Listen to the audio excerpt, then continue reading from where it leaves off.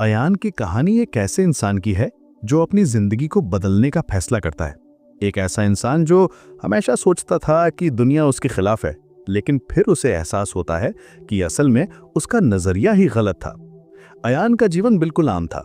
College में पढ़ाई, घर में परिवार और हर रोज वही शिकायतें। उसे लगता था कि दुनिया बिल्कुल वैसी है जैसी वो देखता है, थकी हुई, बेईमान, मौके छीन लेने वाली। जब उसके कॉलेज प्रोजेक्ट को बिना प्रॉपर रिव्यू के कम मार्क्स मिले तो उसने सोचा कि ये शहर खराब है, लोग मतलबी हैं, यहाँ मेहनत का कोई फल नहीं मिलता।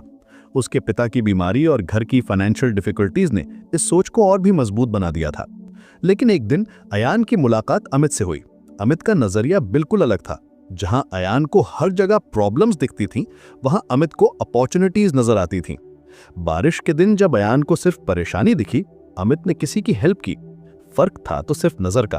अयान के मन में पहली बार यह सवाल आया, क्या वाकई दुनिया इतनी खराब है या मैं ही उसे खराब मानता आया हूं? यहीं से अयान की असली जर्नी शुरू हुई। उसे समझ आया कि हर इंसान के पास दुनिया का एक नक्शा होता है। ये नक्शा हमारे एक्सपीरियंसेस, बिलीव्स और थॉट्स से बनता है, लेकिन नक्शा कभी भी पूरी जमीन नहीं होता। अयान का नक्शा पुराना और गलत था, इसीलिए उसे हर जगह नेगेटिविटी दिखती थी। जब अयान के ऑफिस में एक बड़ा क्लाइंट प्रोजेक्ट कैंसिल हो गया, जिस पर टीम महीनों से काम कर रही थी, तो पहले वाला अयान होता तो बॉस को ब्लेम करता। लेकिन अब उसने खुद से पूछा, ये सच है या मेरा नक्शा? शायद बॉस बदला नहीं था, शायद अयान का नक्शा ही पुराना और गलत था। अयान ने सीखा कि विक्टिम और लर्नर में यही फर्क है। विक्टिम हमेशा सोचता है कि सब कुछ उसके साथ हो रहा है, जबकि लर्नर हर सिचुएशन से कुछ न कुछ सीखने की कोशिश करता है। जब कंपनी रिस्ट्रक्चरिंग के कारण अयान की नौकरी चली गई, तो उसके पिता ने कहा, नौकरी गई है बेटा, नहीं। यह एक पावरफुल मोमेंट था। अयान ने फैक्ट्स और स्टोरीज के बीच फर्क करना सीखा। फैक्ट यह है कि अभी जॉब नहीं है, स्टोरी यह है कि तू बेकार है। फैक्ट बदलने में समय लग सकता है, लेकिन स्टोरी तू अभी बदल सकता है। फैक्ट मुझे गिराते नहीं हैं, मेरी कहानियां गिराती हैं। यह रियलाइजेशन अयान के लिए गेम चेंजर था। एक और इंपॉर्टेंट लेसन था येट का पावर। मैं नहीं कर सकता, ये एक फुल स्टॉप है। मैं अभी नहीं कर सकता, ये एक कॉमा है। कहानी आगे बढ़ सकती है। जब अयान को एक छोटा फ्रीलांस प्रोजेक्ट मिला, उसने इसे अपॉर्चुनिटी की तरह देखा, प्रॉब्लम की तरह नहीं। सबसे बड़ी लर्निंग तब आई जब ऑफिस में एक सीनियर ने पब्लिकली अयान को प्रोजेक्ट डिले के लिए ब्लेम किया।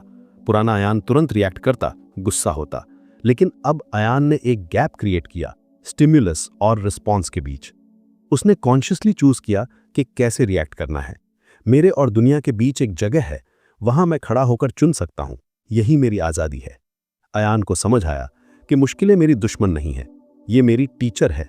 हर चैलेंज एक अपॉर्चुनिटी है अपने नक्शे को अपडेट करने की। वो अब ये नहीं सोचता कि मैं वो इंसान हूं जो सब कुछ जानता है, बल्कि ये सोचता है कि मैं वो इंसान हूं जो सीख सकता है। अयान की ट्रांसफॉर्मेशन कंप्लीट हुई जब उसे एक नई कंपनी में नई रिस्पॉन्सिबिलिटीज के साथ रोल ऑफर हुआ। लेकिन अब वो जानता था कि ये सिर्फ एक्सटर्नल चेंज नहीं है, असली चेंज उसके अंदर हुई है। उसका माइंडसेट शिफ्ट हो गया। आज अयान वही चैलेंजेस फेस करता है जो पहले करता था, लेकिन अब उसके पास टूल्स हैं। Fact VS story, learner mindset, stimulus response gap. वो जानता है कि डिफिकल्टीज टीचर्स हैं, एनिमीज नहीं। उसका नक्शा अब फ्लेक्सिबल है, अपडेट होने के लिए रेडी है। अयान की कहानी हम सभी की कहानी है। हम सभी के पास अपना नक्शा है, अपनी स्टोरीज हैं, लेकिन हमारे पास चॉइस भी है, विक्टिम बनकर रहना या लर्नर बनकर ग्रो करना।